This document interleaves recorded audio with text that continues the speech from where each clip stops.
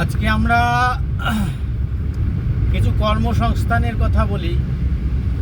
এই যে ঘুরে বেড়াই চারদিকে, এই ঘুরে বেড়াতে বেড়াতে একটা জিনিস লক্ষ্য করছি যে সময়ের সাথে সাথে পরিস্থিতির পরিবর্তনের সাথে সাথে মানুষের চিন্তা ভাবনাও পাল্টেছে। কীরকম সেটা? আমরা বাঙালি জাতি একসময় ব্যবসায়িক সম্প্রদায় হিসেবে বিশ্বে প্রতিষ্ঠিত ছিলাম, কিন্তু ব্রিটিশরা এসে আমাদের ক্লারিক্যাল শ্রেণী অর্থাৎ করণিকের জাতিতে পরিণত করেছে। তারপর থেকে আমাদের মাইন্ড সেট আপ হয়ে আছে একেবারেই মধ্যবিত্ত, একটা সরকারি চাকুরি, একটা গাড়ি এবং ছোট্ট একটি পরিবার। একটা সময় পর্যন্ত এটা ঠিক ছিল, কিন্তু বর্তমান সরকারি নীতি হোক বা পরিস্থিতির পরিবর্তনজনিত কারণেই হোক, সরকারি স্থায়ী চাকরির বা স্থায়ী কর্মসংস্থানের সুযোগ কিন্তু দিন দিন কমে আসছে। এবং এটা যে কমে আসছে শুধু খাতায় কলমে না, নতুন যে শিক্ষানীতি হয়েছে সেই শিক্ষানীতিতেও বলা হয়েছে যে আগামী দিনে ছেলে মেয়েদের এমনভাবে শিক্ষিত করতে হবে যা করে, যে শিক্ষা লাভ করে তারা নিজেরাই নিজেদের কর্মসংস্থানের অর্থাৎ সেলফ এমপ্লয়মেন্টের জায়গাটা তৈরি করতে পারবে। অর্থাৎ সরকারি চাকরির যে দিন শেষ, এটা প্রায় স্পষ্ট হতে চলেছে দিনের আলোর মতো। আমি যদি এখন যেখানে আছি রাজা ভাত খাওয়া, সেই রাজা ভাত খাওয়া অঞ্চলের কথাই বলি, যে বছরখানেক আগে এসে যে ব্যবসায়িক প্রতিষ্ঠানগুলোকে দেখতাম তার চিত্র চরিত্র অনেকটা পাল্টে গেছে। দেখা যাচ্ছে নতুন প্রজন্ম পড়াশোনা শিখে চাকরি বাকরির অপেক্ষা না করেই তাদের পিতা মাতার যে জীবিকা অর্থাৎ ব্যবসা, সেই ব্যবসাটাকে তারা খুব তাড়াতাড়ি ধরে নিচ্ছে এবং খুব সফলভাবে তারা সেটাকে পরিচালনাও করছে এবং তারা খুব আনন্দের সাথে করছে। একটি ছেলে, আদিবাসী ছেলে এখানের, সে হার্ডওয়্যার্সের ব্যবসা করছে। তাকে আমি একদিন প্রশ্ন করেছিলাম, তোমার লক্ষ্য কী? সে আমাকে যে উত্তরটা দিল সেটা প্রায় চমকে যাওয়ার মতো। সে বলল, আমার লক্ষ্য হলো যে 100 ছেলের কর্মসংস্থানের সুযোগ তৈরি করা। আমি এইভাবে বললাম, কিন্তু ও বলেছিল যে 100 জনকে যাতে আমি কাজ দিতে পারি, এইটা আমার অ্যাম্বিশন অর্থাৎ আমার উচ্চাকাঙ্ক্ষা। এই কথাটার মধ্যে যে একটা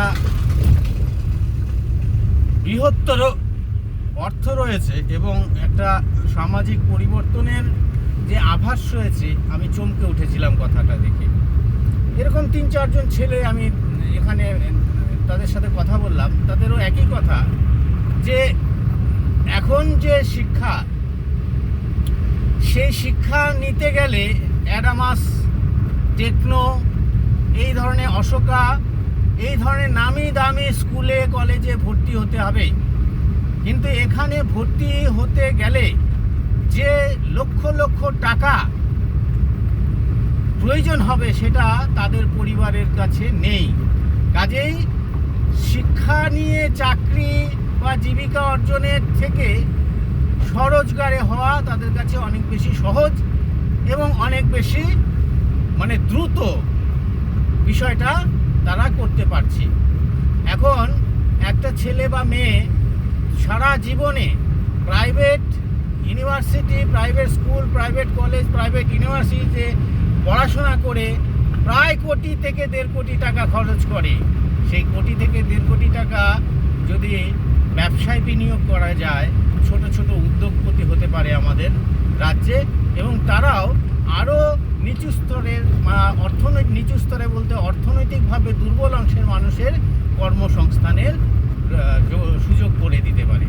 এই পরিস্থিতির পরিবর্তনটা শুধু রাজা ভাত খাওয়া না। আমি যখন জলপাইগুড়ি রেল বাজারে যাই, স্টেশন বাজারে যাই, তখন দেখি যে আগে যে ভদ্রলোকের কাছ থেকে সবজি কিনতাম এখন তার ছেলে এসে সবজি বিক্রি করছে, আগে যে ভদ্রলোকের কাছ থেকে মাছ বিক্রি করতাম তার ছেলে এসে মাছ বিক্রি করছে। অর্থাৎ পরবর্তী প্রজন্ম ব্যবসাটাকেই তাদের জীবিকার উৎস হিসেবে বেছে নিচ্ছে। এটা একটা পরিবর্তন, এবং এই পরিবর্তনটাকে ওরা যতটা তাড়াতাড়ি ধরতে পেরেছে, আমরা তথাকথিত শিক্ষিত মানুষরা বা মানে যারা উচ্চশিক্ষায় নিয়ে বসে আছি, ছেলে মেয়েদের কনভেন্টে পাঠাচ্ছি, এতে পাঠাচ্ছি, লক্ষ লক্ষ টাকা খরচ করছি, আমরা কিন্তু ধরতে পারছি না। কারণ আপনার ছেলে মেয়েকে লক্ষ লক্ষ টাকা এই সমস্ত প্রাইভেট স্কুল কলেজে ভর্তি করে একটা মিনিমাম এডুকেশন দিন, মিনিমাম এডুকেশন দিয়ে নানান রকম ডিস্টেন্স কোর্স আছে সেখানে ঢুকিয়ে দিন, কিন্তু রোজগারের জায়গাটা কিন্তু নিজেকেই তৈরি করে দিতে হবে। এই শিক্ষা এই বোধটা যত তাড়াতাড়ি সম্ভব আমাদের মধ্যে ঢুকবে, ততই তাড়াতাড়ি আমরা মুক্তি পাবো। না হলে কিন্তু একটা সময় গিয়ে দেখব যে ছেলে মেয়ের ব্যাগ ভর্তি মার্কশিট আছে, রেজাল্ট আছে, ঘরে মেডেল আছে, কিন্তু তার হাতে রোজগার নাই। কি হচ্ছে আজকে ইঞ্জিনিয়ারিং পড়ে ব্যাঙ্গালোরের মতো জায়গায়, কলকাতার মতো জায়গায়, বোম্বে দিল্লির মতো জায়গায় 30-40 হাজার টাকার চাকরি পাচ্ছে, তাহলে সে সেখানে থাকবে কিসে? সে ফ্ল্যাট নিতে হবে, সেই ফ্ল্যাট ভাড়া কত? 30,000-35,000, অর্থাৎ তার মাইনের সমান ফ্ল্যাট ভাড়া। তাহলে তার বাকি জীবনটা কী করে কাটবে, মানে বাকি খরচ কীভাবে মিটবে? কাজেই এই সমস্ত লক্ষ লক্ষ টাকা খরচ করে, এটা কাউকে বললে হয়তো খারাপ পাবে, সে লক্ষ লক্ষ টাকা করে উচ্চশিক্ষা না নিয়ে MA BEd এগুলো না করে এখন আর করার এগুলো কোনো দরকার নাই। আর যদি মনে হয় যে আমি সরকারি চাকরি করব, তাহলে গ্র্যাজুয়েশন করে সোজা ওই IAS IPS Indian forest service এই সমস্ত ক্লাস 1 যে চাকরিগুলো আছে তার জন্য চেষ্টা করা। নিচু স্তরে কোনো চাকরি থাকবে না, নিচু স্তরের শ্রমের মানব শ্রমের প্রয়োজন ধীরে ধীরে কমে যাচ্ছে, তথ্য প্রযুক্তি ঢুকে যাচ্ছে, সব কাজ তথ্য প্রযুক্তি করে দিবে। কাজে কর্মসংস্থানের যে নতুন দিশা তৈরি হচ্ছে, সেই দিশাতে নিজেকে যদি সেই দিশায় হাঁটাতে না পারি বা সেই দিশায় ফেলতে না পারি, সেই স্রোতে ফেলতে না পারি, তাহলে কিন্তু আমরা দিন দিন পিছিয়ে যাব।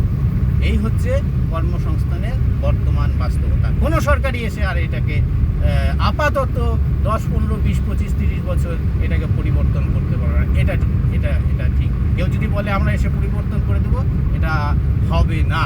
এটা সময়ের দাবি, এইভাবেই চলবে।